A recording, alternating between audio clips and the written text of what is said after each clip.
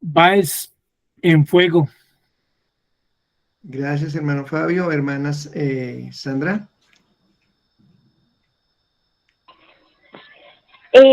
Van a construir. Amén. Hermano Mendy, la palabra que nos ha trabajado todos estos días y que nos tiene bastante estudiosos. Gracias. P, boca. Y Raquelita. Ir, ciudad. Gracias, Raquelita. Bueno, para esta semana entonces las palabras son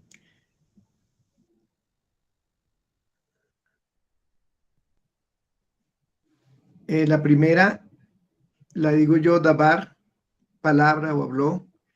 Samirita, ¿puedes escoger una palabra? Gur, temor. Amén, hermano Fabio.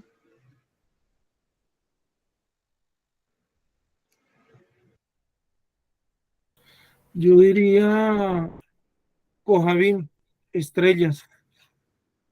Amén, hermana Sandrita. Gadol, pueblo grande. Gracias. Amén. Y hermano Mendy. Hermano Juan David. Sí, bien. Gagua, nostalgia. Amén. Bueno, estas son las 5 palabras de las cuales pues vamos a estar un poquito profundizando más adelante y ya entraríamos entonces al tema de la parachá. Esta parachá, como sabemos, se hace antes del 9 de Ab, el día más triste del pueblo judío. Se hablaba de que es un pueblo tan triste que un día Napoleón, viniendo de sus guerras, vio que el pueblo lloraba y entonces preguntó, bueno, ¿por qué llora este pueblo? Ah, señor, porque es que resulta que les destruyeron el templo. ¿Cómo así? ¿Por qué no me dijeron que le habían destruido el templo? Que vengan, que hablen conmigo. Señor, pasó hace 1600 años. Y dice Napoleón algo como, un pueblo que no olvida su historia está llamado a nunca olvidarse. Entonces, por eso es un día nostálgico, como empieza la paracha de hoy. Es un día en que sabemos que es el libro de Barín, que quiere decir en algunas versiones griegas le llaman la segunda ley, pero aquí quiere decir sencillamente palabras. Y es cuando empieza Moshe a dar el discurso a ese pueblo nuevo, a ese pueblo que sobrevivió después de los 40 años de haber vagado por todo el desierto. Recuerda a los israelitas varios sucesos, como el nombramiento de los jueces, como el envío de los 2 espías a Canaán, la guerra contra Sidón, que la estuvimos leyendo ahorita, contra los reyes emoritas, el reparto de las tierras al este del Jordán, a las tribus de Gad, Rubén y la media tribu de Menashe. Y quiere recordar realmente cómo ha sido la lucha para llegar a este momento, porque no era fácil, a pesar de que iban con el Eterno, por la misma rebeldía del pueblo fue difícil llegar a hacer esos pasos. No era la generación que rechazó a la conquistar la tierra tras el episodio de los espías, sino de sus hijos, de sus nietos, como ya lo hemos aprendido. Mocher les narra todos los episodios que componen su historia, para que ellos algún día puedan transmitirlos a sus descendientes. Por eso era la ley oral, cada vez diciéndole a sus personas cómo, qué dejó dicho el Señor. Por eso el legado de que tanto nos habla Mendy cuando nos enseña el decirnos qué le estamos dejando nosotros a nuestras nuevas generaciones, a las generaciones que pasaron. Tenemos esa oportunidad que no tuvimos nosotros de enseñarle a nuestros hijos y a nuestros nietos, porque muchos de nosotros llegamos muy tarde. Muchos de nosotros llegamos cuando estábamos acosados por problemas, cuando ya no teníamos otra alternativa, entonces decidimos mirar al Eterno. Pero esta fue una generación que creció con el Eterno, una generación que se fue formando durante 40 años en Torá, que se fue formando durante 40 años en leyes. Eso hacía que fuera una generación diferente, una generación lista para tomar la tierra que el Eterno le había prometido a Abraham, Isaac y Jacob. ¿Y qué era lo importante de esto? El tener memoria. La historia es la memoria colectiva. Es un tiempo en común fundamental para entender el sentimiento al que pertenece el pueblo. Y Moshe lo sabe. Nuestro pasado compartido se da en sentido de quiénes somos y un futuro iluminado por un cometido común crea la comunidad de fe. Israel era un pueblo de fe. Sin embargo, la mejor manera de conectar a una persona con su historia no es remontarse primero a decir, mire, es que venimos de, sino precisamente lo contrario, despertar la curiosidad de los oyentes, fijar su atención a través de aquellos sucesos más próximos de ellos, pues solamente a través del recuento de su propio pasado se conecta el pueblo con el pasado más lejano hasta llegar a su origen, y así entender de dónde se viene antes de atravesar el río y nacer como comunidad, como pueblo. Por ello la importancia de saber quiénes somos y por qué estamos acá. En la diapositiva que viene, cuando Yeshua está hablando, en esta diapositiva dice, entonces los fariseos dijeron, tú das testimonio acerca de ti mismo, tu testimonio no es verdadero. Y respondió Yeshua y les dijo, aunque no doy testimonio acerca de mí mismo, mi testimonio es verdadero porque sé de dónde he venido y a dónde voy, pero vosotros no sabéis de dónde vengo ni a dónde voy.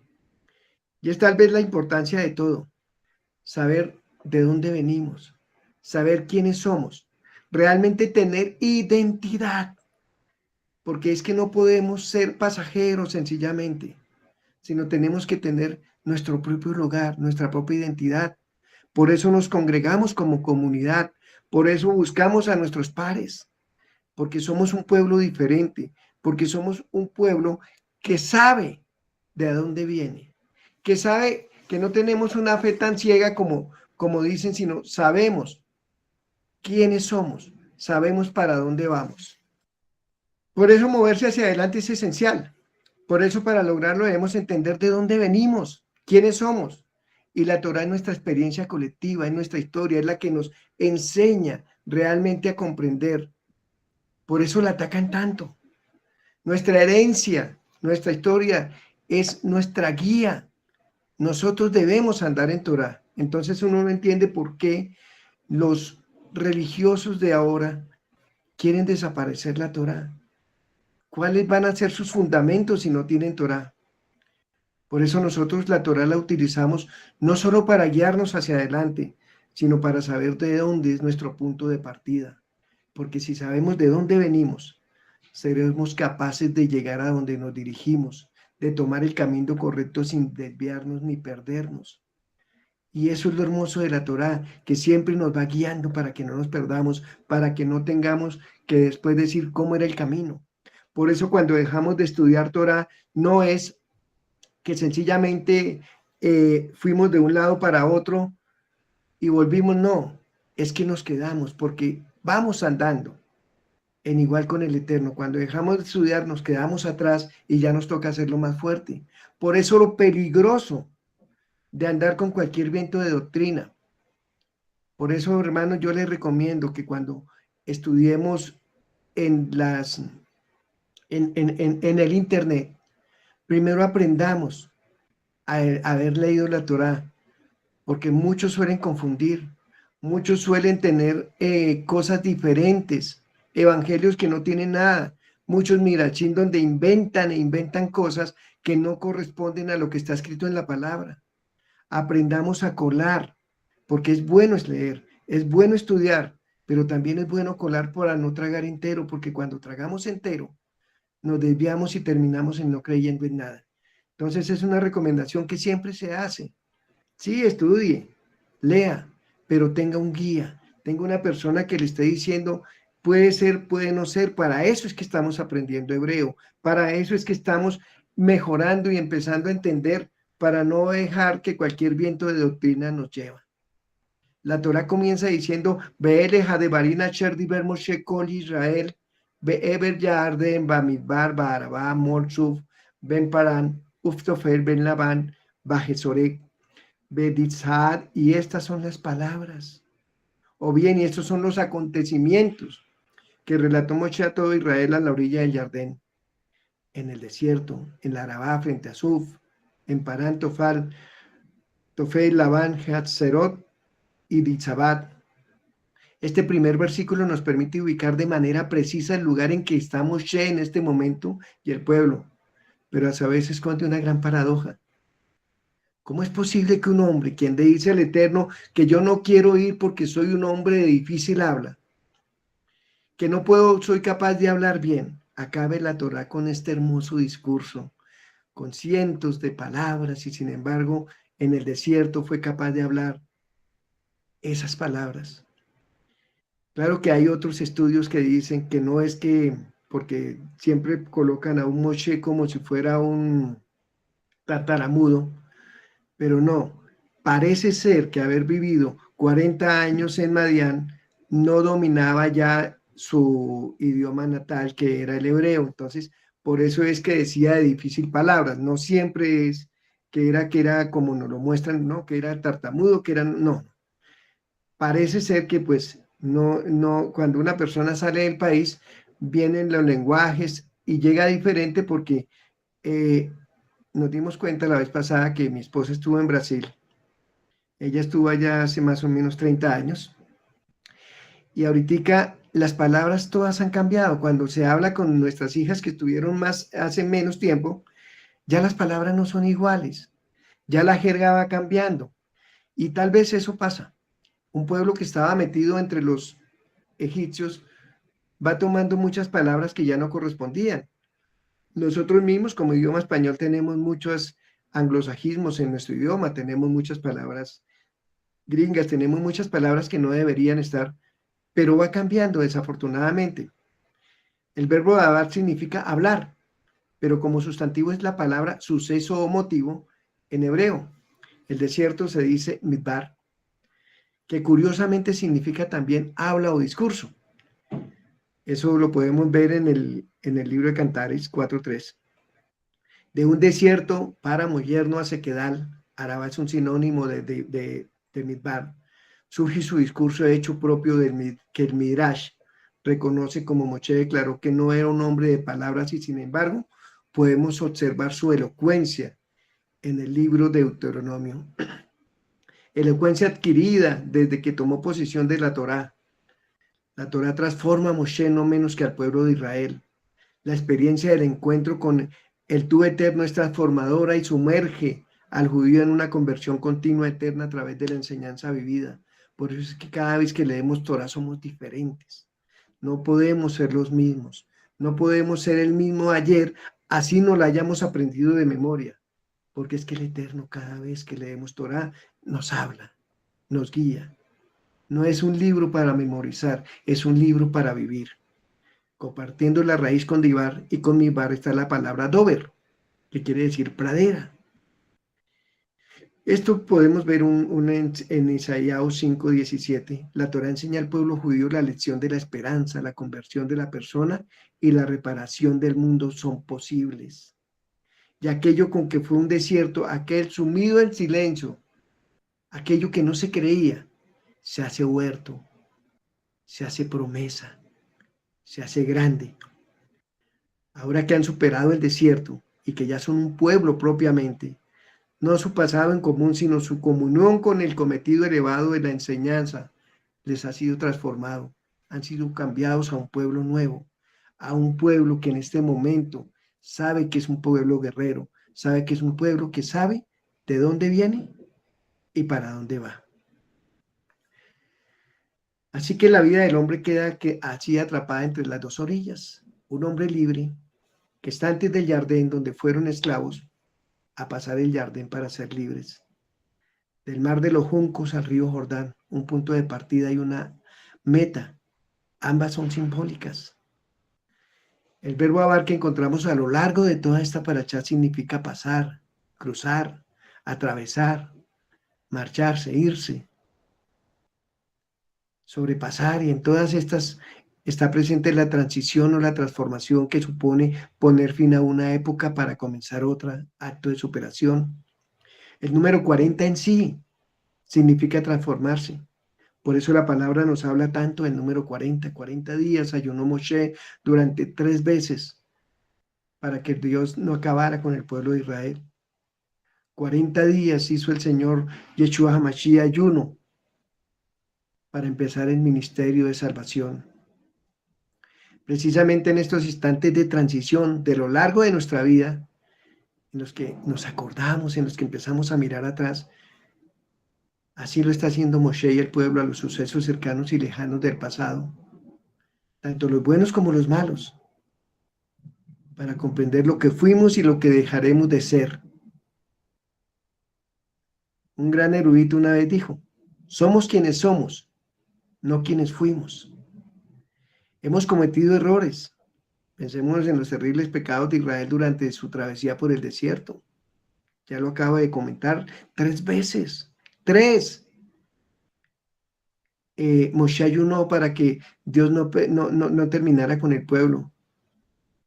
Y sin embargo, la mejor manera que debemos afrontarnos es dándonos cuenta de que si hemos llegado a este punto, a este preciso instante, a lo mejor tantas experiencias positivas como negativas habrán sido para bien, conduciendo hacia la dirección correcta.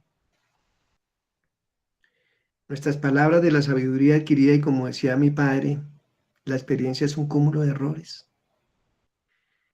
Este momento es un momento de nostalgia. Tal vez por eso llegamos y hablamos de lo cercano que estaba Moshe a la muerte. Era un momento en que Moshe sabía que se estaba despidiendo. Era un momento en que tenía que decirle al pueblo todos aquellos sentimientos que estaban dentro de él, para que todas las nuevas generaciones también lo pudieran hacer. Era el legado. Porque nosotros mismos lo hacemos. Nosotros mismos bendecimos a nuestros hijos. Nosotros mismos buscamos la bendición de nuestros hijos en el lecho de nuestros padres cuando estaban faltando, cuando sabíamos que no iban a estar ahí. Pedíamos esa bendición que pidieron Esad y Jacob. Y ese es el legado que nosotros tenemos que dar nosotros, los que ya estamos ancianos, los que ya hemos tenido las experiencias, los que la hemos vivido. Entiendan, jóvenes, es para enseñarles a ustedes que en lo que nos equivocamos nosotros, ustedes no pueden equivocarse. Porque es lo que estaba haciendo Moshe. Mire lo que hicieron. Ustedes no lo pueden hacer. No queremos que nuestros hijos pasen los mismos errores de nosotros. No queremos que pasen los mismos dolores. Por eso nos esforzamos por ellos, cada uno a nuestra medida de nuestras capacidades. Por eso damos lo posible para que se preparen, para que sean hombres de bien. Pero sobre todo, gracias, jóvenes, porque ustedes tienen la bendición de que se les enseña Torah, de que están formados para ser un pueblo que trascienda, unos jóvenes que lleven palabra a otros. Así como los israelitas estaban a punto de entrar a una nueva era, nosotros estamos siempre en la cúspide de una nueva generación y la tierra prometida. Esta tierra que no es solo un límite designado, es el mundo entero. Nosotros, cada generación anterior a nosotros y cada generación que nos seguirá, estamos eternamente parados para el límite entre el ahora y el mejor que ahora. Depende de nosotros elegir entre reaccionar cómo nos ha tratado de encontrar una alternativa. La esperanza existe en el reconocimiento que el mundo es cambiante. Vivimos en un entorno global que heredamos de las generaciones de nuestros padres, pero ya no son los conductores de nuestro destino. Tenemos la oportunidad de elegir la nueva generación en cada momento. Tenemos la oportunidad de elegir la esperanza sobre la reacción y así cultivar nuestro camino. Es tal vez por eso que ustedes, jóvenes, nos quieren enseñar cuando son grandes. Nos quieren decir cómo debíamos hacerlo. Y eso nos pasó. Nosotros también creímos que nuestros padres no sabían. Pero eso es lo que cambia las generaciones. El aprender cada día cosas nuevas. El tratar de ser mejores. Pero hay un versículo que está en la palabra que tal vez es el versículo más doloroso que dijo Moshe. Y lo encontramos en el libro de Devarim 31:1, creo. No, perdón. 31:29, que dice: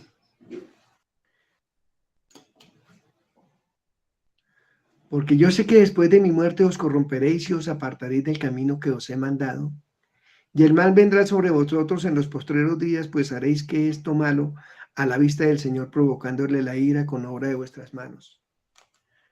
Cuando después nos damos cuenta, el pueblo de Israel definitivamente empezó a perderse, por eso el Eterno tuvo misericordia de este pueblo y envió cada vez jueces. Pero mientras el juez estaba vivo, el pueblo andaba. Cuando el juez moría, el pueblo se perdía, porque nacieron generaciones que no creían en Dios, que no conocieron a Dios. Por ello mismo es cuando dice uno, fue un pueblo preparado durante 40 años, pero durante 40 años se perdió mucho legado. Durante 40 años se fueron olvidando. ¿Por qué? Porque no fue una generación que siguió andando en la Torá, porque fueron generaciones que se perdieron buscando su propio beneficio, como está pasando. Son pocos el remanente que se tiene del pueblo de Israel. Por eso es tan importante la siguiente diapositiva que viene. Y es cuando Moshe les dice, el Eterno vuestro Elohim nos ha hecho numerosos y es aquí el día de hoy como las estrellas del cielo en la multitud. Adonai Elohim Ibrar Elechem Beijenehen Ayon Kojebei Ashanin y Arob. ¿Cómo le puede decir a un pueblo con 600,000 hombres que ya es un pueblo como las estrellas del cielo? A una generación nueva que no eran muchos, que ya eran como las estrellas del cielo cuando las estrellas del cielo son incontables. De una forma discreta que a veces podemos pasarla por alto. Hay una declaración con implicaciones a lo largo del alcance que desafía la impresión que prevaleció en la Torá hasta este momento, dando un aspecto completamente nuevo a la imagen bíblica del pueblo de Israel. Dios no los eligió ni los prefirió a ustedes porque sean más numerosos que todas las naciones del mundo, pues ustedes son el más pequeño de todos los pueblos. Está escrito en la paracha que viene. No es lo que escuchamos hasta ahora en Bereshit, en Génesis. Dios les prometió a los patriarcas que sus descendientes serían como las estrellas del cielo, como la arena de la costa del mar, como el polvo de la tierra, incontable. Abraham no iba a ser solamente el padre de una nación, sino de muchas. Al comienzo del libro de Éxodo de Shemot, leemos cómo la familia del pacto, que contaba solamente con 70 personas cuando descendió a Egipto, pero fructificaron y pulularon, se incrementaron y se volvieron muy poderosos en la tierra, llena de ellos. El libro de Devarim, Moshe escribe 3 veces que los israelitas son tanto como las estrellas del cielo. El rey Shlomo había sido asimismo estando dentro del pueblo que tú has elegido un gran pueblo demasiado numeroso para contarlo. Está en el Reyes 3:8. El profeta Osea dice que los israelitas serán como la arena de la costa del mar que no puede ser contada ni medida. En todos estos textos y en muchos otros se enfatiza el tamaño, la grandeza numérica del pueblo. ¿Cómo debemos entonces entender que Moshe le dice a un pueblo que relativamente es pequeño, que serán como las estrellas del cielo? El Targum de Jonathan interpreta esto que no se refiere a los números, sino a su propia imagen. Él no lo traduce como el pueblo más pequeño, sino como el pueblo más bajo y más humilde. Rachi hace una lectura similar citando las palabras de Abraham: yo soy solo polvo y cenizas, y las de Moshe y Aarón: ¿qué somos nosotros? Rashban y Haskuni dan una explicación más directa y dicen que Moshe contrasta a los israelitas con las 7 naciones con las que deberían luchar en la tierra de Canaán. Entonces vayan, ustedes son muy numerosos, los otros pueblos son pequeños. El Eterno les va a dar la victoria, ustedes van a tomarse la tierra, como lo dijo Josué y Caleb. Ustedes son un pueblo que les temen, un pueblo al que hay que temerles.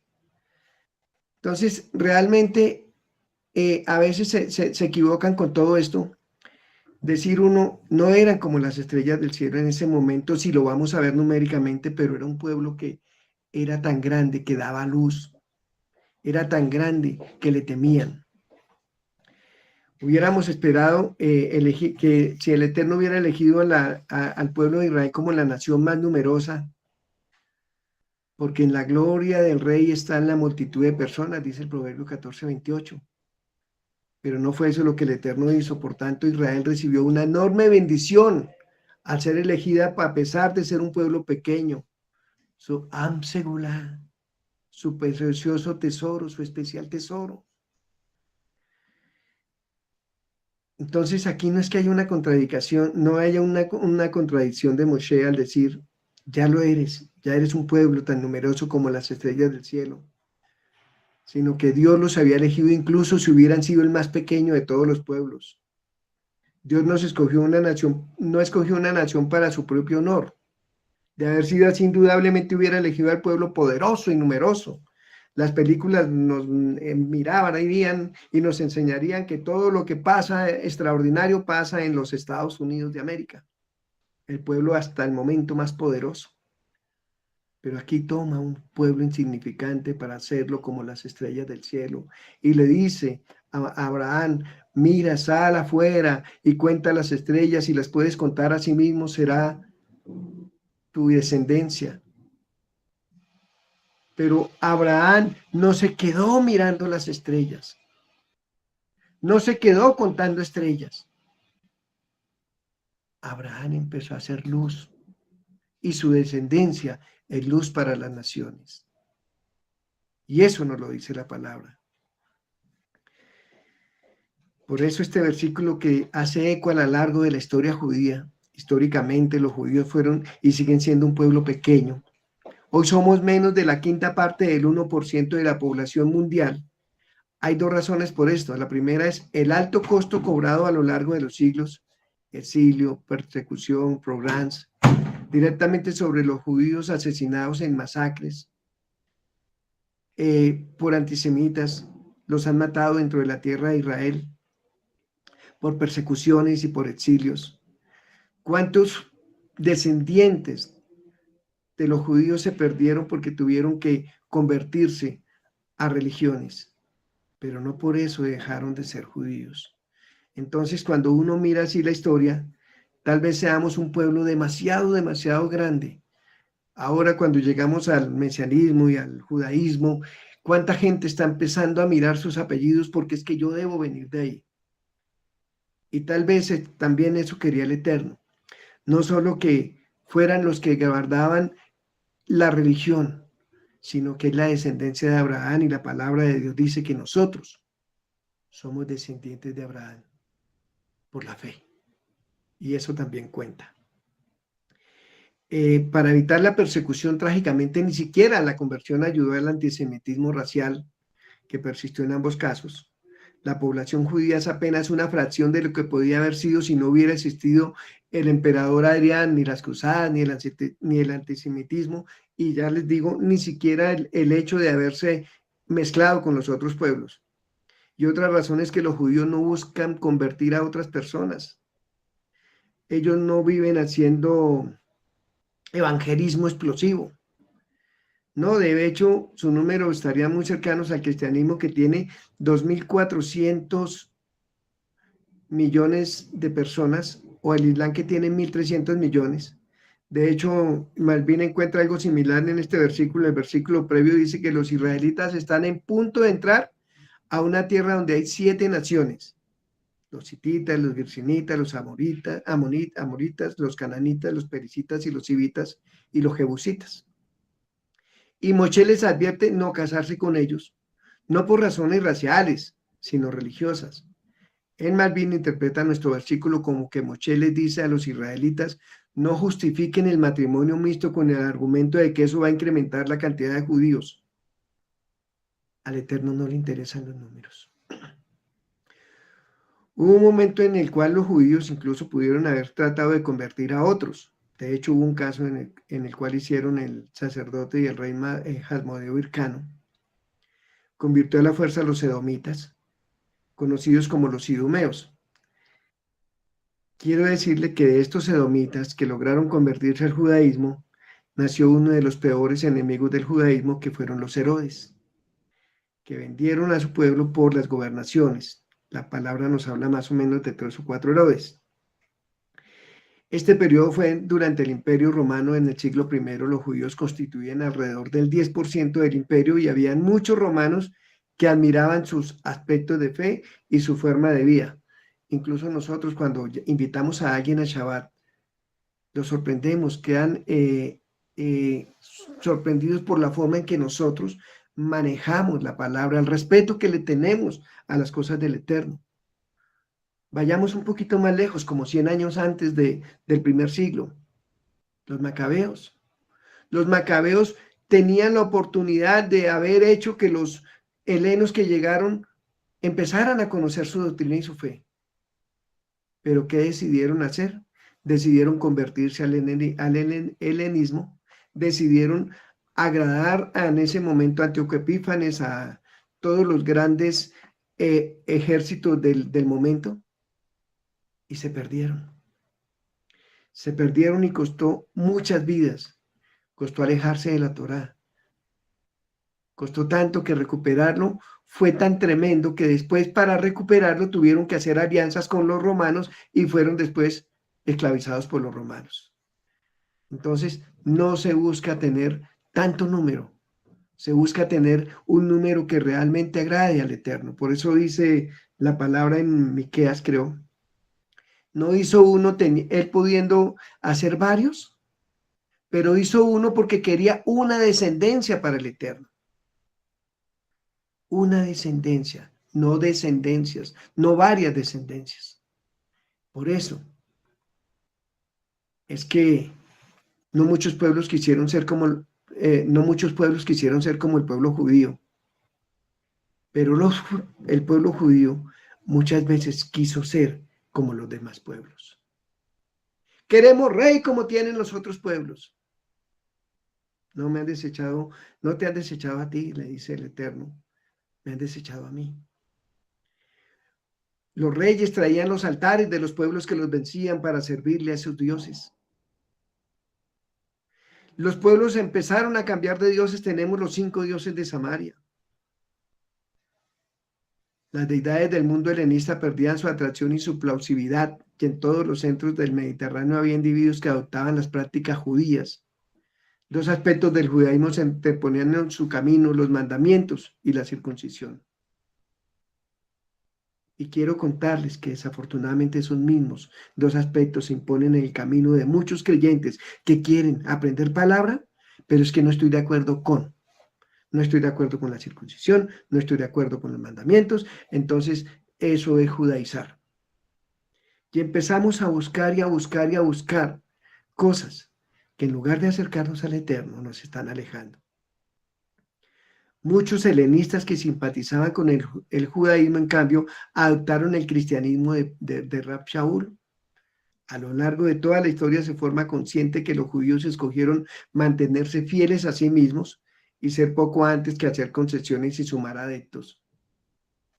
Entonces, ¿por qué la providencia divina, la elección humana o ambas cosas provocaron que el pueblo judío sea pequeño?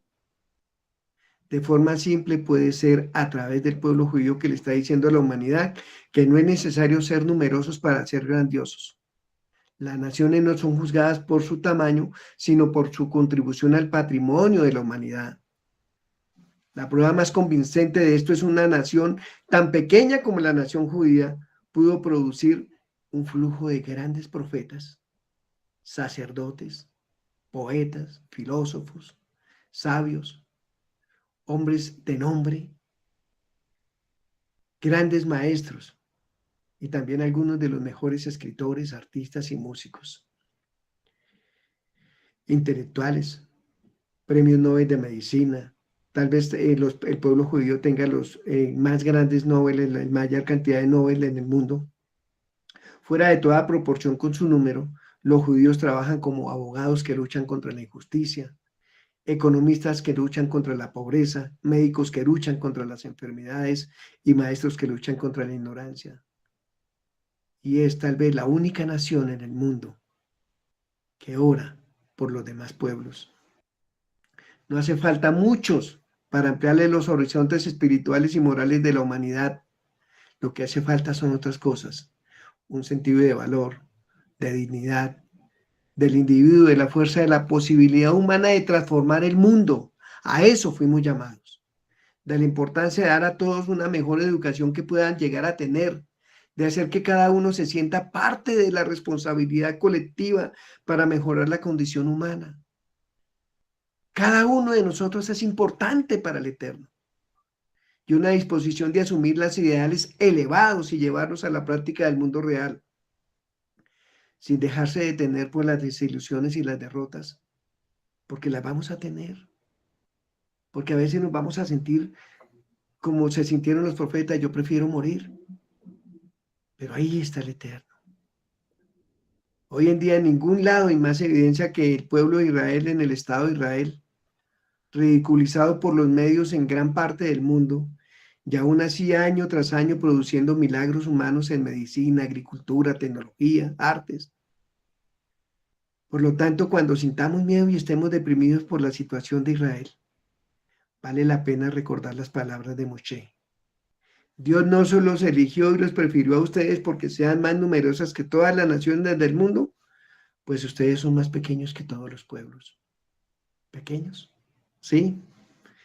Todavía rodeados como estaban para entonces los israelitas por las naciones y las más grandes y fuertes.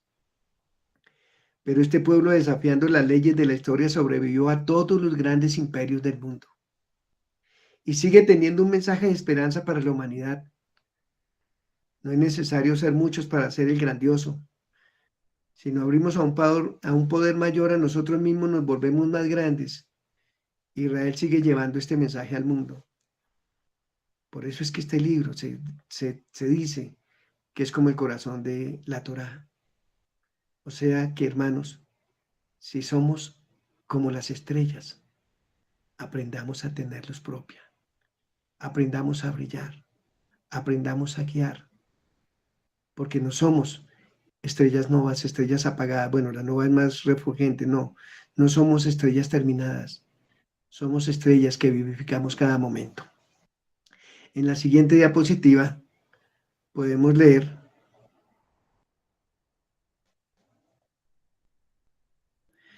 Devarim contiene varios mitzvot, mandamientos nuevas, así como la amplia historia que se destaca por su enfoque a una relación recíproca del amor entre Hashem y su pueblo, su nación escogida.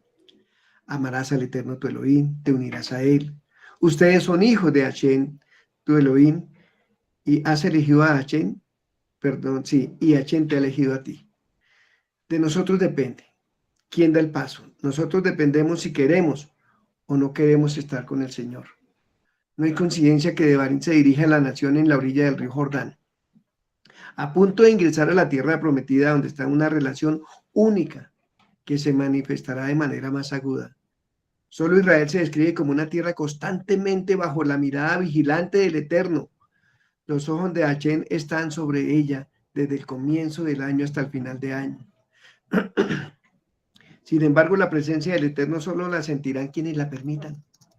Simplemente no hay suficiente espacio en el mundo para tanto, no hay suficiente espacio en el mundo tanto para Hashem como para los altivos. Por esta razón, según Shlach HaKodosh Isaías, dice que la tierra de Israel conserva elementos de Canaán, la tierra de Canaán, incluso después de la conquista judía. La raíz de Canaán es Ashá, subyugación. Solo quien se somete al Todopoderoso experimenta la divinidad de la tierra. O sea, ¿quiénes somos nosotros? ¿Realmente el pueblo que sigue al Eterno aún en Canaán o el pueblo que se volvió cananita? El pueblo que empezó a cambiar sus tradiciones porque le parecieron mejores las del otro lado. Tal vez por el corazón de la Torá comienza un reproche sutil pero conmovedor. Según Rachi, los lugares enumerados al comienzo de Devarim no son simplemente nombres, sino referencias veladas a una variedad de iniquidades judías. Aunque tuvo cuidado de no humillar públicamente al pueblo judío, Moshe, nuestro Elohim, entendió la importancia de reconocer sus propias deficiencias y limitaciones. Solo entonces la nación puede maximizar colectiva e individualmente su experiencia en lo divino en la tierra de Canaán. ¿Por qué? Porque ya se llevaba una Torá. Siempre se nos ha enseñado que lo primero que hizo el Eterno antes de que el pueblo fuera pueblo fue su constitución. Los pueblos normalmente llegan y hacen su propia constitución. Aquí no. Israel cambió. Israel tenía leyes. Israel durante el desierto, el Eterno les dio la Torá. Y como tenía leyes, por eso mismo necesitaba jueces. En la siguiente diapositiva está. Dice, y ordené a vuestros jueces en aquel tiempo diciendo, oíd las causas entre vosotros, hermanos, y juzgad con justicia en cada uno su hermano, su litigante. En hebreo dice, Lotakiru fanin bamishpak, kakaton, kagadol, tishma un lot taguru.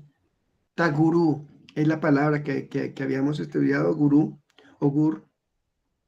Mitnei ishki hamishpat le Elohim u baedebar acher yisre miken takribun elai ushmatik. No conozcáis rostros en el juicio. Pi. No conozcáis rostros en el juicio. Perdón, no es pi, rostros. Perdón, me equivoqué. Rostros, habla de rostros. No mire caras. Al pequeño como al grande del mismo modo oiréis y no temeréis. Ahí está la palabra. Tagurú, no temeréis. No temeréis a hombre alguno, porque al juicio es del Eterno a la causa fuere demasiado difícil para vosotros, traerla a mí y yo la oiré. Vivimos en un país donde hemos visto temer a los jueces. Nosotros los que venimos de los años 80, fuimos testigos de cómo en Colombia se masacraban jueces casi todos los días por causa de que sus fallos no eran favorables a los narcotraficantes del momento. Empezaron a amenazarlos, muchos se tuvieron que ir, pero aquí el Eterno les dice no teman. Solo que si tienen una causa que no entiendan, tráigamela a mí si les parece muy difícil. Pero no teman. No teman porque es grande. No teman porque es pequeño. No teman porque es rico. No teman porque es pobre. No empiecen a dejarse sobornar.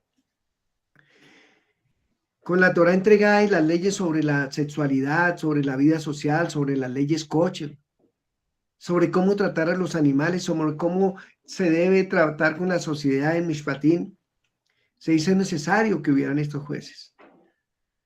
Pero eran hombres de testimonio. Eran hombres que realmente tenían la autoridad para juzgar comportamientos relativos al incumplimiento de la Torá.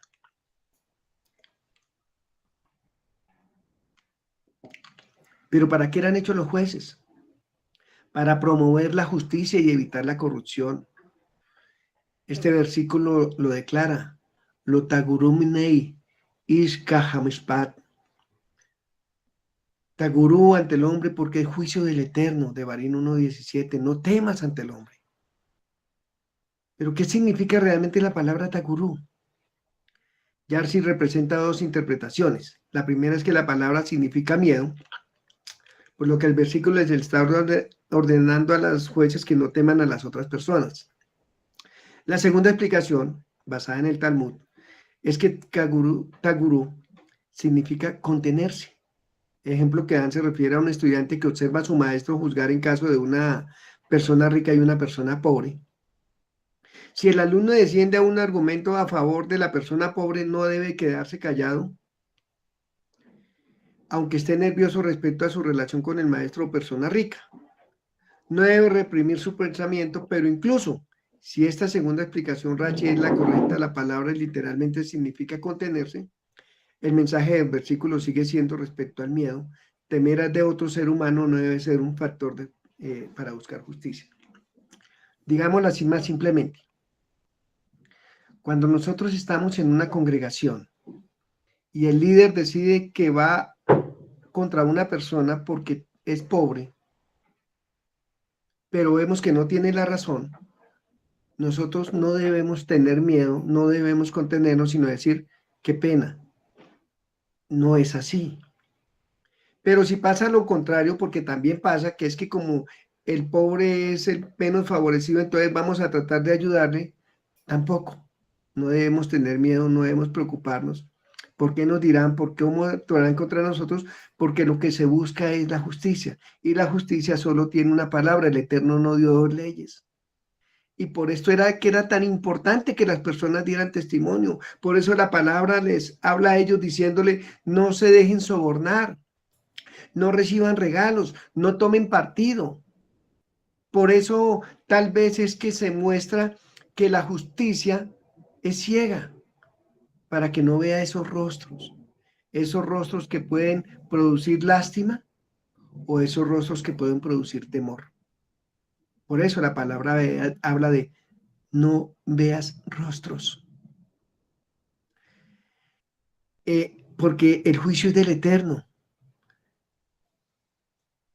Si un juez dictamina falsamente, eso lo convierte en un problema, porque la gente no va a decir, no, es que resulta que ese hombre de Dios juzgó mal, entonces le echan la culpa al Eterno. Lo que hacen las personas en las congregaciones, todo lo que manipulan la palabra. La gente no empieza a dejar de creer en los pastores, en los líderes, no, dejan de creer en el Eterno. Por eso la importancia del testimonio. La razón por la cual los jueces no pueden dejar que el miedo los pervierta a la justicia es porque ellos son representantes de la Torá. Porque si uno va a ellos, es porque ellos tienen Torá. Por eso Rab Shaul también les dice, cuando tengan un problema, traten de arreglarlo entre ustedes, porque son los que conocen Torá, porque son los que saben el comportamiento. ¿Por qué van a ir a llevarlo a alguaciles? ¿Por qué van a ir a llevarlo ante jueces que no son del pueblo? Es importante y por eso es que nosotros cada 8 días aprendemos Torá, para que nosotros también aprendamos a tener discernimiento, para que nosotros aprendamos a juzgar con justa causa. Porque es juicio del Eterno. Y esto funciona como una razón por la cual el juez no debe pervertir el juicio. No debe temer al hombre, ya sea porque eso sería conveniente para el Eterno o porque pervierte su misión divina. Sin embargo, basado en algo que se llama Tokuare Kointen, antes citada, tal vez podemos sugerir que la frase no funciona como una razón respecto a que por qué los jueces no deben temer al hombre, sino como una estrategia respecto a cómo se puede disminuir el miedo a las personas. Es decir, la forma de disminuir el miedo es entender que la justicia pertenece al Eterno. Sin el temor a otra persona se incrementa cuando nos enfocamos y nos preocupamos por el daño que esa persona puede llegar a provocarnos. Hemos hablado con mi esposa y nos decimos cuántas veces nosotros permitimos injusticias porque nos daba miedo hablar con la persona que estaba cometiendo la injusticia. Porque qué iba a pensar de nosotros, que íbamos a ser rebeldes. Porque rebeldía ya no es faltarle a Dios, sino faltarle a los líderes. Porque ya al Eterno lo tenemos como nuestra ayuda, nuestro servidor, pero no a quien reverenciamos. Por eso es que es necesario los jueces. Por eso es que el Eterno nos dio esa sabiduría. Cuando la preocupación por lo que otros puedan decir o hacer nos lleve a tener miedo, nos implica actuar. En esos momentos podemos encontrar el coraje para superar nuestras preocupaciones personales y recordar que también nosotros podemos convertirnos en emisarios de la palabra de Dios y llevar la justicia. En la siguiente diapositiva leemos: ¿a dónde estamos nosotros subiendo? Nuestros hermanos han hecho que se derrita nuestro corazón diciendo: el pueblo es mayor y más fuerte que nosotros, las ciudades son grandes y fortificadas hasta los cielos, y también vimos allí hijos de gigantes. Entonces yo dije: no os quebrantéis ni tengáis miedo de ellos. Tal vez esto enlaza con lo que acabamos de leer. Por lo siguiente, es vencer el miedo. Es vencer el miedo a que si el Eterno le dijo al pueblo, va a ser su pueblo, yo voy a estar con ustedes, no era temerle a lo que dijeron 2 hombres porque, 10 espías, y no era temerle a todo un pueblo porque cogió piedras para lapidar a Josué y Caleb. No, es porque el Eterno lo había dicho. Entonces, ¿qué se hicieron aquí? Gigantes. En la palabra que habíamos leído, lo decía el hombres grandes, de pueblo grande, porque tal vez la palabra gigantes tampoco está en la palabra, sino tal vez eran hombres deformes. Acordémonos que también hablaba de personas que tenían 6 dedos, hombres grandes pero deformes, hombres que generaban temor. Y después esto fue cogido como un pilar en la mitología y en el folclore de los pueblos, y evocan tanto el miedo como la fascinación. Sus enormes cuerpos inhumanos y los sobrehumanos a la vez parecen contravenir las leyes de la naturaleza y representan una amenaza existencial para la cultura humana. Siempre que nos hablan de miedo, nos hablan de gigantes. Pero como tal, los gigantes a menudo funcionan en las narrativas como enemigos prehistóricos, monstruos en la era primordial que deben ser derrotados para allanar el camino a la civilización estable. En la mitología clásica, la retórica colonial incluso es una cultura postmoderna. Los gigantes violentos y volátiles pertenecen a un pasado amenazante, pero en la última instancia primitivos. Los heroicos matagigantes, en cambio, poseen un estatus humano superior y su victoria asegura el progreso y la prosperidad y la paz. Por eso se hace muy común el mensaje cuando se habla contra los gigantes, se habla de David, que logró matar a un gigante, a un hombre grande, a un hombre que nadie podía derrotar. Por eso siempre nos dicen, vaya, luche contra su gigante. A primera vista, las derrotas de los israelitas de Og, rey de Basán, que leímos cuánto medía su cama, encaja perfectamente con este patrón. Og se describe en la Torá como un descendiente de los Refaín, una rama del gigantesco pueblo anaquita que había habitado durante mucho tiempo en Canaán. Como relata Moshe en los capítulos iniciales de Deuteronomio, en el mandato del Eterno de que los israelitas conquistarán y colonizarán Canaán, se basó en que tuvieran el coraje de derrotar a las naciones grandes. Casi 40 años antes, recuerda Moshe cómo una generación anterior de israelitas había escuchado con horror a los espías quienes informaron la presencia de un pueblo más fuerte y más alto que nosotros, y grandes ciudades con muros altísimos, incluso anaseos. Estos anacitas eran tan grandes que habían advertido los espías que nosotros mismos nos parecían saltamontes, y así debíamos parecerle a ellos. La tierra de Canaán es generosa, confirmaron los espías, pero esta generosidad en sí misma era amenazante. Un solo racimo de uvas requería 2 personas para transportarlo. ¿Cómo podrían los israelitas derrotar a aquellos que casualmente podían agarrar uvas entre sus dedos? Og, cuyo reino eventualmente comprendería el límite nororiental, asentamiento israelita en Canaán, fue el primero de los gigantes en ser derrotado, y Moshe relata cómo el pueblo de Israel le dieron un golpe tan fuerte que no hubo sobreviviente. Todos los habitantes de Og fueron destruidos, al igual que todas sus ciudades fortificadas y sin murallas. Las fuentes rabínicas desarrollan estos detalles representando una escena catastrófica. En el Talmud, Og se representa como una escena tan enorme que su tobillo, su tobillo está a 30 codos del suelo, y posee un arsenal que comprende una enorme montaña que levanta del suelo y se trata de arrojarla a sus oponentes. Entonces era una ciudad relativamente altísima, pero Dios responde haciendo caer la misma montaña sobre la cabeza de Og y aplastándolo. Dice la siguiente diapositiva.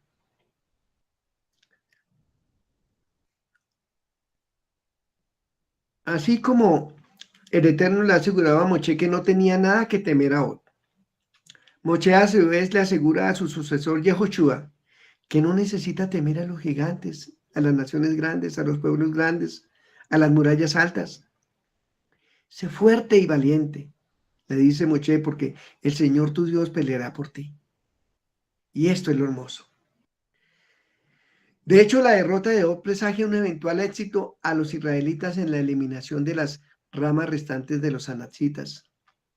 Al librar la tierra de los gigantes, Moshe y Josué pueden marcar el comienzo de la misma sociedad humana que, según Baptist, los gigantes amenazan simbólicamente una completa con la religión organizada antes de gobernar la jerarquía social. Pero sorprendentemente y subversivamente, varios pasajes en la paracha de Barín desmienten la noción de que los gigantes representan solo fuerzas y caos primordial. En varios puntos Moshe da a entender lo contrario, que los gigantes no son una amenaza, sino una encarnación de una cultura humana estable. Y en varios versículos Moshe hace todo lo posible por trazar el pedigrí histórico de los anaxitas y proporciona un catálogo detallado de los nombres con los que varias naciones se referían a ellos. Entonces empieza Refaín, Anaquín, pero también Eimín, Nefilim y Sansumín, datos cronológicos aparentemente extraños que anclan con gigantes en la tierra, no en la niebla de la historia, sino en el pasado relativamente reciente, como si se estuviera narrando la historia bíblica desde su perspectiva. Y además quiero comentarles que según todas las historias, aparte de todo, el pueblo judío era un pueblo de personas pequeñas. Entonces, pues, por todo lado se veían gigantes. Entonces, dice, la cama de Og, lo que leímos ahorita, una cama de hierro que está ahora en Rabá de los amonitas, tiene 9 codos de largo. Eso quiere decir más o menos 4,5 metros. Si tenemos en cuenta que un codo son 50 centímetros, y 4 codos de ancho, 2 metros, por el codo estándar. En lugar de ubicar a los gigantes en un reino distante, Moshe nos dice que se puede encontrar una prueba verificable del tamaño de Og en la cercana Rabá. Además nos enteramos de que Og presidió una cultura que no tenía los medios para recordarlo al preservar su lecho, sino que podía construir este armazón de hierro una capacidad tecnológica avanzada durante la Edad de Bronce. Quiero contarles que en la guerra de esta que perdieron los Estados Unidos en Vietnam, la guerra de Vietnam, había una enfermedad que se llamaba el infantismo. Se caracterizaba porque las partes afectadas crecían demasiado. Entonces, ¿qué hicieron los vietnamitas? Colocaban a personas a las puertas de los pueblos que iban a ser atacados con el infantismo para que estas personas tuvieran miedo. Entonces ya los invasores o los guerreros del momento tenían tanto miedo al elefantismo que por eso se atemorizaron y por eso se echaron para atrás, y por eso fue una de tantas causas que perdieron la guerra en Vietnam y salieron humillados. Entonces, más o menos lo que creo que quiere decir aquí nuestro escritor es que esa cama pudo ser hecha después. Es que de pronto lo que quisieron fue mostrar miedo para que el pueblo se atemorizara. Pero quienes realmente vivían atemorizados eran los demás pueblos. Acordémonos, en una de las parashá pasadas, Balak tenía miedo, porque era un pueblo que ya había sido un pueblo que, sin ser guerrero, venía durante 40 años haciendo guerra. Un pueblo que, teniendo Torá, iba haciendo delante de los pueblos destrucciones cuando el Eterno los enviaba. Por eso destruyeron tantos pueblos. Por eso destruyeron a tantos que hubieran visto gigantes. Por eso es que se utilizaba la sabiduría y la inteligencia. Entonces, Og y Anaquín son precisamente la cultura madura, una de las que los advenedizos israelitas amenazan y finalmente desbaratan. Moshe y los israelitas no estaban limpiando la tierra de monstruos primordiales para dar paso a una civilización humana estable. Por el contrario, estaban desestabilizando una sociedad históricamente arraigada. En lugar de agentes de una cultura madura, podríamos decir que los israelitas son portadores de una contracultura. Rompen el precedente político, cuestionan los supuestos culturales inquietantes costumbres socialmente ostensibles e inmutables. Los gigantes en esta lectura no son enemigos primitivos a los que hay que vencer, sino una cultura competidora y conveniente a la que hay que resistir. Pero desafortunadamente no pasó. Desafortunadamente Moche dijo, ustedes se van a perder. A ustedes los trajo el Eterno hasta aquí, pero se van a olvidar de eso. Entonces, también podría decirse que concuerda la mejor con casi 2 milenios de realidad histórica judía, en la que los judíos han ocupado posiciones marginales, acosadas y ostensiblemente degeneradas, con más frecuencia que posiciones de dominio hegemónico como Moshe y Josué podían haber entendido intuitivamente para tener éxito como los matagigantes. Alguien que está dispuesto a ir contra la corriente y expresar verdaderas impopulares. En medidas impopulares se requiere coraje y voluntad de pasar de un tiempo del desierto metafórico, pero que es consuelo de hacerlo es esencia, la obra del Eterno. Uno que puede ser fuerte y decidido, esfuérzate y sé valiente. No temas ni desmayes porque el Señor tu Elohim está contigo, sabiendo que el Eterno peleará por nosotros. Porque si Dios está con nosotros, ¿quién contra nosotros? Quiero terminar con esta parábola que dice sobre la casa en la roca. Dice que hubo 2 hombres que construyeron su casa, uno sobre la roca y otro sobre la arena. Pero cuando llegaron las tormentas, llegaron los problemas, la casa sobre la arena se derrumbó y la casa sobre la roca no le pasó nada. Y el hecho de que la casa estaba sobre la roca no evitaba que tuviera problemas. El hecho de que la casa estaba sobre la roca, es decir, que nosotros estamos sobre la firmeza, que nosotros a pesar de los gigantes, que nosotros a pesar de todo lo que venga, sabemos que el Eterno está con nosotros, que es nuestra fe que mueve montañas la que nos hace perseverar, que es nuestra fe grande en Yeshua, a quien sabemos de dónde viene y para dónde va, es el que nos tiene a punto de que cuando crucemos la tierra de Canaán, cuando lleguemos a la tierra de Canaán, seamos nosotros como las estrellas, dando luz, llevando, iluminar lo que está en tinieblas, porque a eso fuimos llamados, no al temor, no al miedo, no a la desesperanza, sino a que cada día, a pesar de todo lo que viene contra nosotros, a pesar de todas las luchas, sepamos que Yeshua Mashiach, el grande de Israel, el Mesías, dio la vida para que nosotros lo pudiéramos lograr. Porque fuimos comprados con precio de sangre. Que porque fuimos amados por aquel que nos escogió a pesar de nosotros mismos. A pesar de lo que fuimos, a pesar de lo que éramos. Pero que ahora, gracias a eso, nosotros ya podemos decir hoy, sabemos de dónde venimos y para dónde vamos. Sabemos que para cruzar el Jardín pasaremos con el Eterno y que tendremos conquistas grandes. Shabbat Shalom, hermanos, que el Eterno les bendiga.